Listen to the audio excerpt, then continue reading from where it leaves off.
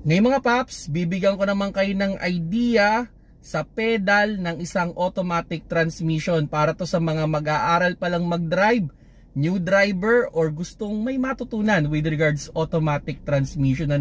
Hindi to sa mga expert, okay? So bigyan ko lang kayo ng konting idea. So normally sa automatic transmission mga paps, dalawa yung pedal niyan. Okay, so ito yung preno natin at ito yung gas natin. Okay, may mga automatic transmission na tatlo yung pedal, meron pang isa dito, pero yun yung kanyang handbrake o yung kanyang foot brake. Okay, pero sa normal setup ng isang automatic transmission, dalawa lang yan mga paps, So pag kayo ay magdadrive o bago pa lang magdadrive, siguraduhin ninyo na naaapakan ninyo ng maayos yung inyong brake at yung inyong gas. Magagawa nyo yun sa tamang pagpuposisyon ng upuan. So i-adjust nyo ng upuan ninyo para maapakan ninyo, kasi dapat parang nag-i-slide lang yung paa nyo dyan.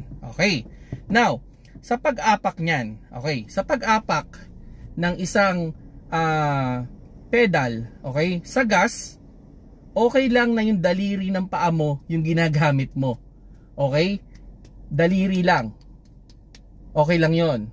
Pero pag kayo ay aapak sa preno, siguraduhin ninyo na yung palad ng paa ninyo ang ipang-aapak ninyo. Kasi ganito yan mga paps, siguro kung napala nyo yung kay SpongeBob, di ba, nung nag-test drive siya, daliri lang ng paa niya, kasi ang apak natin sa gas pedal, pindot-pindot lang yan halos. Kumbaga parang pinepress lang natin yung yung laman natin. Parang ganun lang yung apak. Pero sa preno, syempre hindi naman natin masabi kung kailan tayo kailangan magpo-full brake or half brake lang tayo, So siguraduhin natin na kung kinailangan na apakan natin ng todo yung preno, maaapakan natin, kaya dapat palad yung ginagamit. Kasi ganito yan. Halimbawa, bigla ang preno, kailangan mo lakasan yung apak at daliri mo yung ginamit mo. There's a tendency na mag-slip yan. Or halimbawa, matagal na nakahinto, mangangalay yung daliri mo. Okay? Unlike nung palad mo, kahit sabihin natin 20 minutes ka nakaapak dyan, okay lang. Pero kung daliri, hindi mo kakayanin yun. So, yun yung pinaka-idea, So, kailangan nag-i-slide lang yung paa mo dun sa dalawa na yon. And sa preno, ang pinaka-idea dyan, yung apak natin dyan, almost half lang talaga yung maibababa mo dyan. Hindi mo yan maidadala hanggang flooring.